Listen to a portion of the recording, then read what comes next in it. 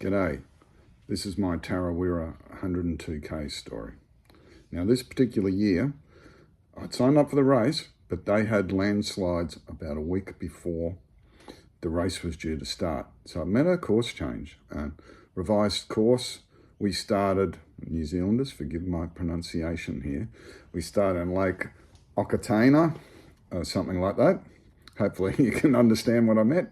And then rather than normal start, and then the race would go into the finish area and then go around a loop, which was the 50k course. So that's how they managed to have the race still on, despite losing a significant portion of the course due to this landslide. So away we went.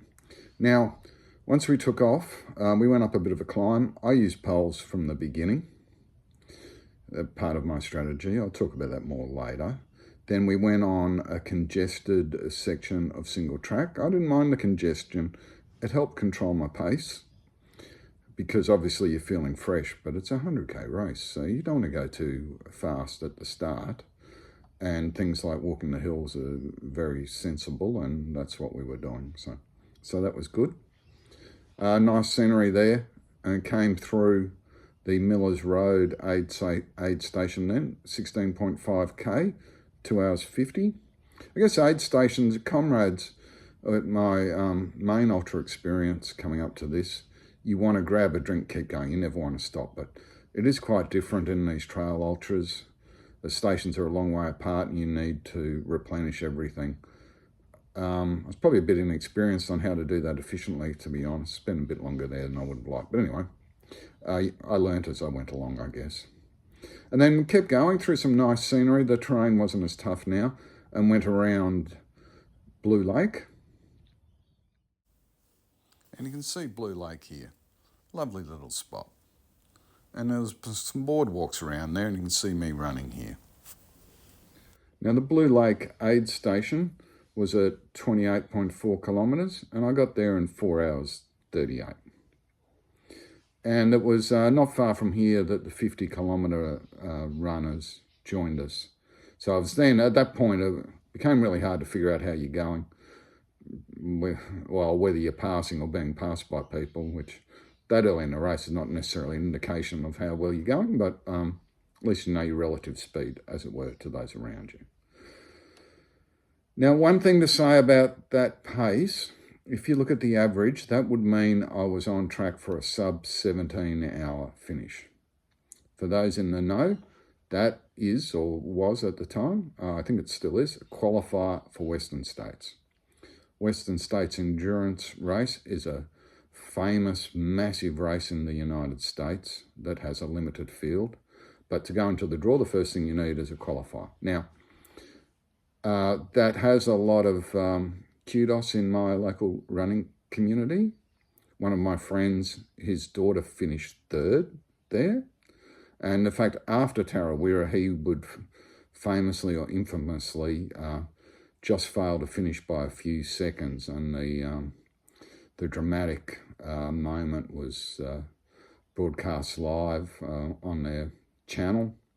And Salomon actually made a short film about it. So he didn't get the medal, but he did get a lot of fame. He probably would have taken the medal. But anyway, there's a lot of status in our local running community about it. That was my goal at first, to qualify for Western States. But leading into the race, well, 6 months or so before, I'd had a series of health issues. Anyway, to cut a long story short, it meant by the time I'd got over all that, got my condition back in any half-decent form, ready to start preparing for an ultra, I really only had 7 weeks of decent training. So with that, I'd given up any thought that I could make a Western States qualifier because of that. But it was nice to know that I was still on pace for it, though, and I did start to think, well, who knows, mate?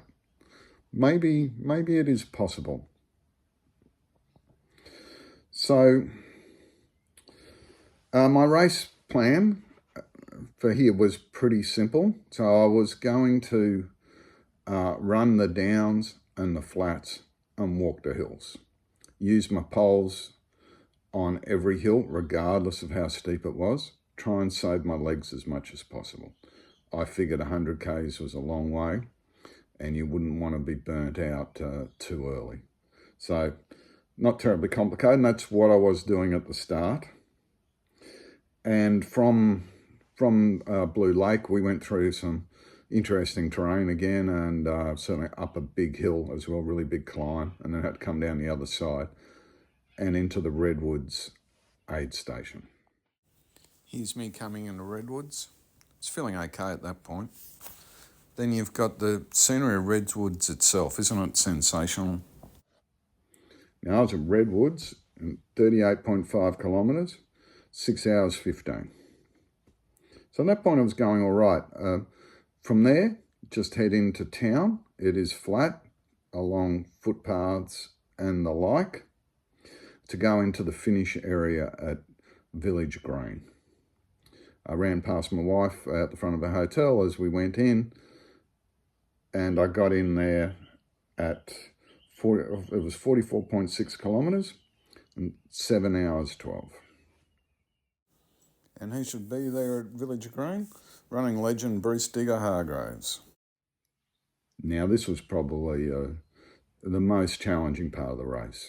When I'd signed up for Tarawera, I'd had a look at the course and had an idea on how long it might take. You know, somewhere anywhere between 16 and about 22 hours, I thought. And from that, I thought, well, what are the challenges going to be? And it seemed to me that the biggest challenge would be that I would still have a fair bit of distance to go when the sun set.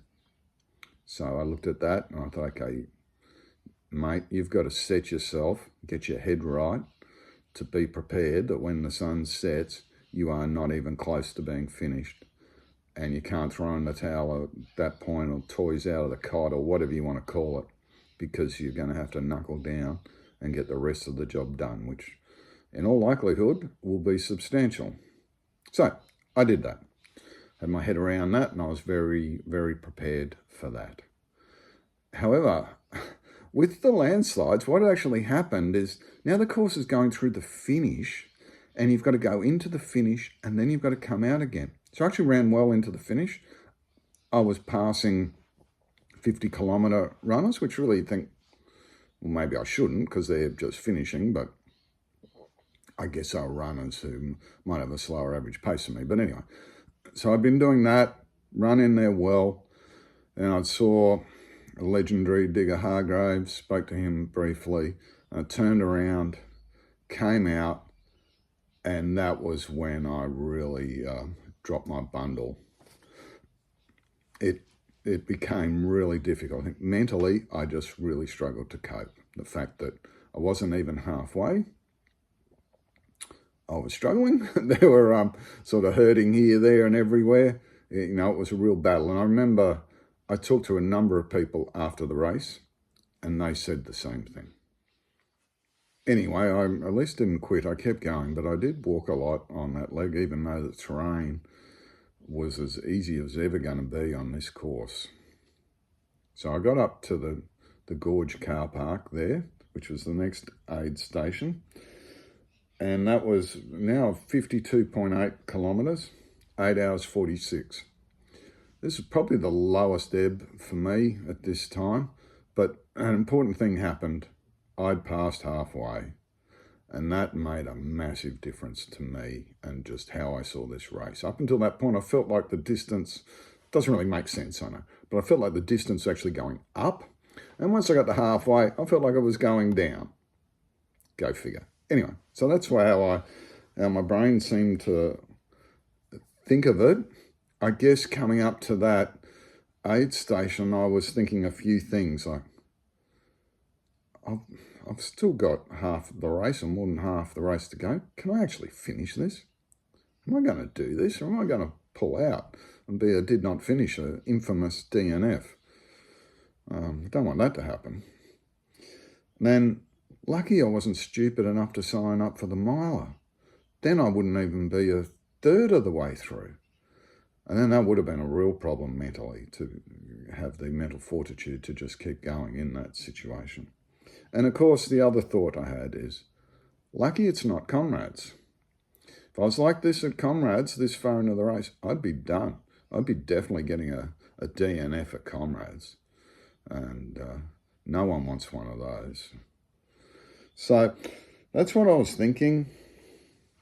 Now I got into funnily enough, the terrain, after the gorge we went back into the bush, and even though the terrain got harder, it seemed to get mentally easier for me. So we went up, we had a really big climb.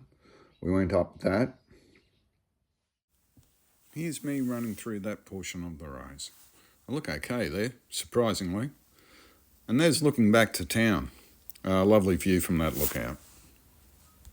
After descending from the climb, that's when I got my first real lucky break of the race. There was a chap a bit ahead of me, and I was slowly catching him up. Anyway, I caught up to him and started a conversation which he was very keen to have. And this was a bloke by the name of Alan, and we very quickly realised we had similar goals, and it seemed very sensible to both of us that we should run together and just keep going. And in fact, we would then complete the entire remainder of the course together, and it was a boon for both of us, I must say. This was Alan's third 100K, my first, and just the company and helping each other when you're struggling was really made a big difference. So we came in to the next aid station then at 61.7K in 10 hours 40, and that was just before sunset. So once we'd sorted ourselves out, we got our lamps on and away we went. We were following a run-walk strategy by now, so my previous strategy, if you like, run the flats and the downs, had to walk some of those now. It just didn't have the strength or condition to do it. But we seemed to be holding our own in the field. The only people passing us were milers, who, well, you think it's a bit like me and the 50K runners, and in theory you'd think we'd be passing them, but of course these were people who were on a much faster trajectory, much faster average kilometre pace than us, and so that's why they were going past us. And all that's good. Came through Green Lake aid station, 72.5 kilometres, 12 hours 47. No worries, everything's going all right. And so we've done 3/4 of the race now. So I'd turned things around in my head. I thought I was well placed now. I could see a finish coming. Just a case of keeping on going, and we could get this done. So I was feeling pretty confident with that. Now, you come out of Green Lake and then you've got to turn down this thing. People call it various things. Horrendous, infamous. You've got to go and do this loop where you go down towards the lake itself. Now, I gather it is very scenic. This was the middle of the night. We're running on our torches. We can't see anywhere apart from where we're going to run in front of us. So there's no scenery to speak of. Just this big loop going back. Eventually you go back from where you came and you've just got to get it done. Had to treat some pretty horrific chafing. Fortunately, Alan had some stuff with him, actually. If it wasn't for that, I would have been in serious trouble. Got that done. Now, it's coming out of there and we're on the way back. I was starting to think, you know, I am really tired. Maybe we get to the next aid station. I tell Alan to get moving and I sit up on a chair, which they have at these stations. Perhaps they shouldn't, but they do. And I might have a sleep. Just get a couple of hours, half an hour, 10 minutes even. I know I need to sleep because I'm not going so well. Next thing I know, Alan pulls up and hands me a gel and says, "Eat this." I'm like, "What? Well, what are you talking about?" And he goes, "You need a gel. Shut up and eat it." So I'm like, okay. So I did what I was told. And within a minute, I was feeling better. And he said, "Look, you just stopped responding. And I thought you were, you really needed some help and some extra energy." And that was really the physical low point of the race for me, actually. And I guess I'm okay at recognising that in someone else, but you don't recognise it in yourself. So that was a big benefit in having Alan with me, apart from having someone to to share this amazing experience with. So from there, we had to head back to Blue Lake. Very different aid station this time, because bear in mind, it's now 1 a.m. It was middle of the day or whatever when I was there last time. So we came through that. That was now 86 kilometres, and we were there in 15 hours 48. So we had to refuel, and it was quite a windy spot, actually, the Blue Lake aid station. So it's really cold. I would say, when you're at these aid stations, for all the runners out there watching this, you have to be careful what you say, because you've got all the aid station people looking at you, and if you say anything too negative or bad about your body, next thing you know, they've got a doctor looking at you, and they're saying, you know, you should be pulling out here because you're not, you know, we're worried about you. So it's important to give off the right signals that you're okay. And, well, that's how I see it anyway. People watching this might, or those sort of people might complain and say it's not right. But that's how I saw it. It's a bit like the police pulling you over. You need to make sure that you put on a good face and, yeah, no worries, I know what I'm doing, and you don't need to worry about me, officer. It was a bit like that. So, yeah, it was cold there. Not so cold. Fortunately, we managed to move out of there before I had to get out my thermals. I did have them with me, but we got moving again before that became necessary. So, I mean, I talked about that 17 hours earlier. I'd long since given up on that, by the way. Once I come out of Village Green, it became obvious that I was going to be more like I'd thought in the first instance when I'd looked at my training than the glimmer of hope I'd had when I seemed to be moving okay at the start. So more realistically, I was now thinking a sub 20, and that would have been 100k PB for Alan as well. And it seemed achievable, and I felt that would be a really solid performance. So I'd really like to be able to do that. And as long as we didn't tank too badly. So just kept going. I thought this was quite funny. We were going through this flat section.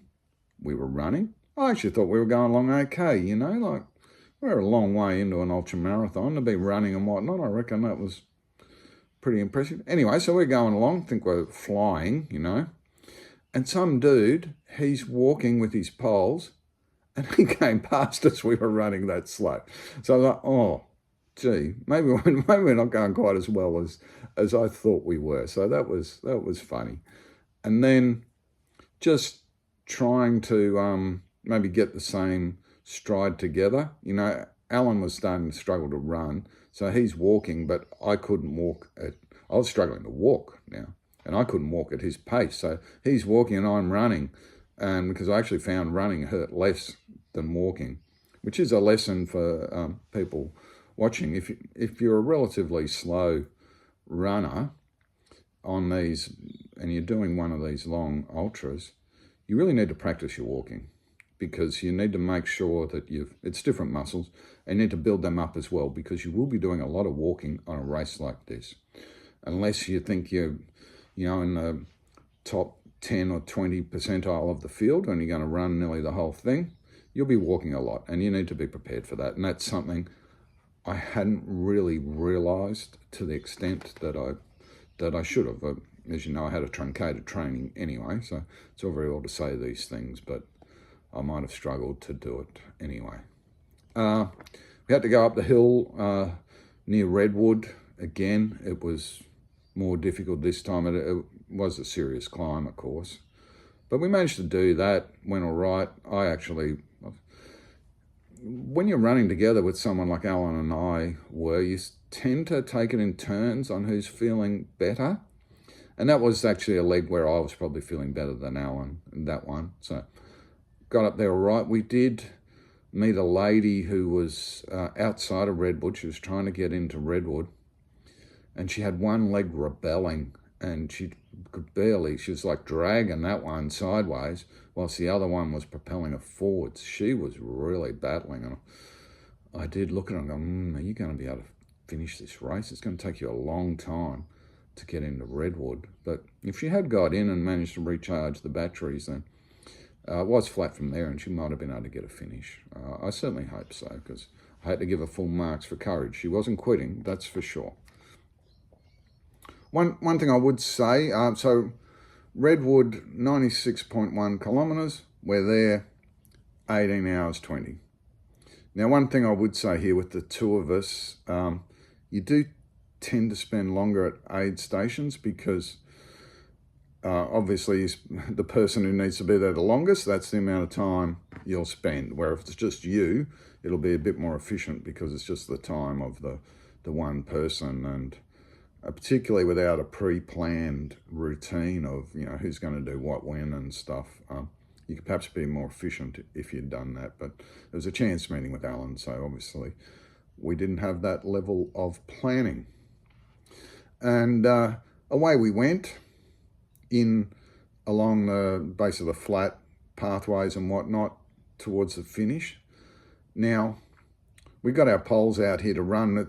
We didn't need the poles, but the problem was with the state of our legs, we were quite at risk of tripping, and the poles just made it a lot safer for that. So that's why we did that, and it worked well. Neither of us went down, so that was good. But I thought we were running, and we weren't really stopping much, and I thought we were moving really well. Then I looked at my GPS, 9-minute kilometres, which was pretty funny because I would have sworn it was about 7. So just showed how challenging it was. Then eventually we come round, we get into town, and we see a guy in the finish chute, and Alan goes, let's take him home. So we dropped a hammer past this poor bloke and then finished. And here we are crossing the line. What a great moment that was. You can see the pride with the way we're celebrating. And what a great moment it was. So this was 103 kilometres, 19 hours 36. I was over the moon to have done that and broken 20, especially given the limited preparation. Now, I had come over to New Zealand with a buddy of mine, Sonia. She was the one who took me into doing this race, and she was behind me. So I finished at 3:30 a.m, by the way, and it was bitterly cold. So I went into the recovery. They actually do a really good job of looking after you there. Escorted you into recovery. They go and weigh, see what state you're in, get you into recovery.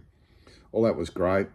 I'm sitting there, and that's when I tracked down to see Sonia, how she's going, and eventually she got back to me, and she DNF'd, unfortunately, at Blue Lake the second time, where she had a series of injuries, and it just brought her unstuck, unfortunately. But she was kind enough to send her husband to collect me. And he dropped me back to my hotel. So all that was good. Great trip, great race.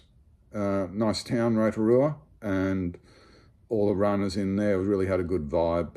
If you've got this far in the video, you must have found it interesting, and I'd say you need to do the race. Get over there, give it a crack. If you're not up for 100k or 100 miles, there's a 50k. You could do that. Just need to prepare, obviously, and really enjoyable experience. I can recommend it.